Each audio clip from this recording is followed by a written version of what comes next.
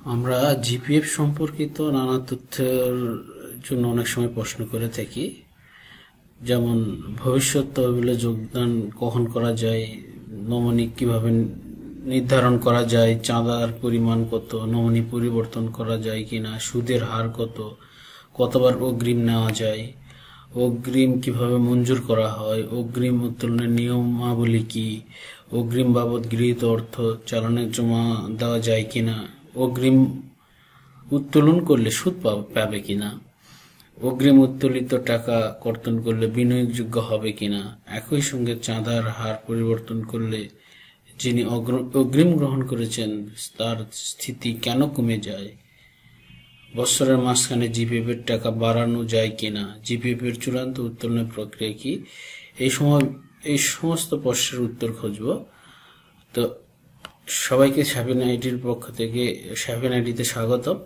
তো আমরা প্রথম প্রশ্ন দেখছি যে ভবিষ্যৎ তহবিলে যোগদানের যোগ্যতা। দেখুন, একজন সরকারি কর্মচারী চাকরির মেয়াদ 2 বছর পূর্ণ হওয়ার পর এই তহবিলে যোগদান করা বাধ্যতামূলক। তবে একজন সরকারি কর্মচারী ইচ্ছা করলে 2 বছর পূর্ণ হওয়ার পূর্বে যোগদান করতে পারবেন। অর্থাৎ আপনি সরকারি কর্মচারী হলে এখানে যোগদান করতে পারবেন। তো 2 বছর পর এটা বাধ্যতামূলক। ভবিষ্যৎ তহবিলের নমনী কে হবে? দেখুন, চাঁদাদাতা তার পরিবারের সদস্য নয় এমন কোন ব্যক্তি বা ব্যক্তিবর্গকে মনোনয়ন করতে পারবেন। চাঁদাদাতা যদি অবিবাহিত হন তবে পিতা, মাতা অথবা ভাই বোনকে মনোনয়ন করতে পারবেন। তবে উক্ত কর্মচারী পরিবার হওয়ার সঙ্গে সঙ্গেই পরিবার বহির্ভূত ব্যক্তিকে মনোনয়ন দান সংক্রান্ত মনোনয়নপত্র আপনা আপনি বাতিল হয়ে যাবে।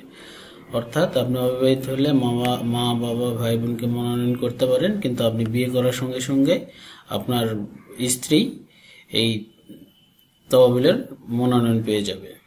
চাঁদার হার কত? দেখুন, মূল বেতনের সর্বোচ্চ 25, সর্বনিম্ন 5%। নমনী পরিবর্তন করা যায় কিনা? নমনী পরিবর্তন করা যায়, তবে পরিবারের সদস্যদের নামে নমনী থাকলে বিবাহ করার পর স্বয়ংক্রিয়ভাবে স্ত্রীর নামে নমনী হয়ে যায়। আচ্ছা, এরপরে সুদের হার। সুদের হার কত পার্সেন্ট হবে? জিপিএফ এর সুদের হার 13%। অগ্রিম কতবার নেওয়া যায়? ধারাবাহিকভাবে 4টি অগ্রিম নেওয়ার সুযোগ আছে, তবে 52 বছর পূর্ণ হলে আপনি অফেরতযোগ্য অগ্রিমের কোনো নির্দিষ্ট ক্ষেত্রে কোনো নির্দিষ্ট নেই। আপনি 4 বার নিতে পারবেন, কিন্তু 52 বছর হলে আপনি অফেরতযোগ্য অগ্রিম পাবেন। এইখানে আপনি কয়টা নেবেন তার কোনো নির্দিষ্ট নিয়ম নেই। অগ্রিম কিভাবে মঞ্জুর করা হয়? আবেদনকারী জিপিএফ অগ্রিমের আবেদন করলে ডেলিগেশন ফাইন্যান্সিয়াল পাওয়ার অনুযায়ী ক্ষমতাপ্রাপ্ত কর্তৃপক্ষ অগ্রিম মঞ্জুর করবেন। অর্থাৎ এই ডেলিগেশন ফাইন্যান্সিয়াল পাওয়ার অনুযায়ী কে কতটুকু মঞ্জুর করতে পারবে সেই কর্তৃপক্ষই তার অগ্রিমটা মঞ্জুর করতে পারবে। অগ্রিম উত্তোলনের নিয়মাবলী। প্রথমে উত্তোলনের জন্য স্ব অফিসে আবেদন করতে হবে। কর্তৃপক্ষ আবেদনের প্রেক্ষিতে মঞ্জুরি ইস্যু করে জিপিএফ অগ্রিম হিসাবরক্ষণ অফিসে প্রেরণ করলে হিসাবরক্ষণ অফিস ব্যক্তির নির্দিষ্ট জিপিএফ অ্যাকাউন্টের পৃষ্ঠায় উল্লেখিত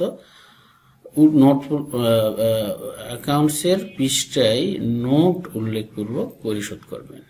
অর্থাৎ নিজের অফিসে আবেদন করতে হবে, আবেদনকারী কর্তৃপক্ষ এটা মঞ্জুরি করে অ্যাকাউন্টস অফিসে পাঠাবে, অ্যাকাউন্টস অফিস এটা পরিশোধ করবে।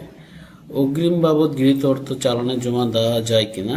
অগ্রিম বাবদ গৃহীত অর্থ চালানে জমা দেওয়া যায় না, বেতন হতে কিস্তির মাধ্যমে আদায় করা হয়। অগ্রিম উত্তোলন করলে সুদ পাবে কিনা? দেখুন, অগ্রিম উত্তোলন করলে অগ্রিম উত্তোলিত টাকা জিপিএফ এর স্থিতি হতে সমন্বয় হবে।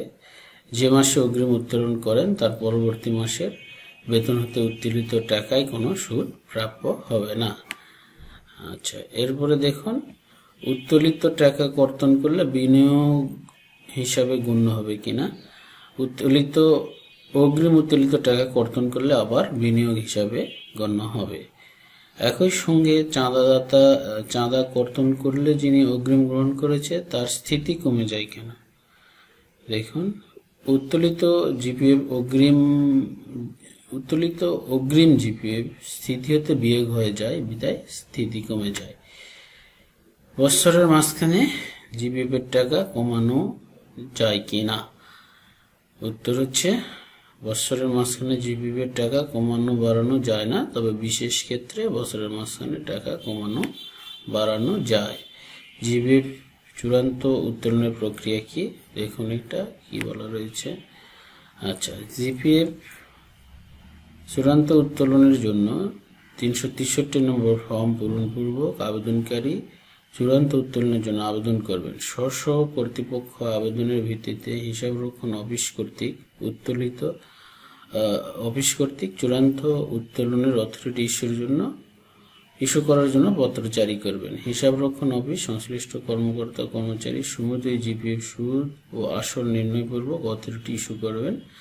উক্ত অথরিটির ভিত্তিতে সরকারি কর্তৃপক্ষ চূড়ান্ত পরিশোধের নিমিত্তে মঞ্জুরি সহ বিল হিসাবরক্ষণ অফিসে দাখিল করেন। অতঃপর হিসাবরক্ষণ অফিস জিপিএফ এর চূড়ান্ত বিল পরিশোধ করবেন। অর্থাৎ আপনি 663 ফর্ম পূরণ করে আপনার সংশ্লিষ্ট কর্তৃপক্ষের কাছে আবেদন করবেন। কর্তৃপক্ষ এটা হিসাবরক্ষণ অফিসে চূড়ান্ত উত্তোলনের জন্য অথরিটির জন্য পাঠাবেন।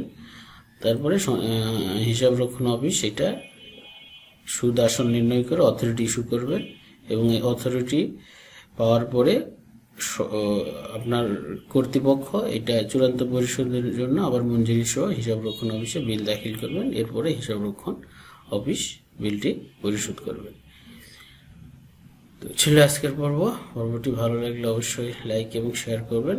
আর যদি আপনি আমার চ্যানেলটিতে নতুন হয়ে থাকেন অবশ্যই আমার চ্যানেলটি সাবস্ক্রাইব করতে ভুলবেন না। Thank you very much.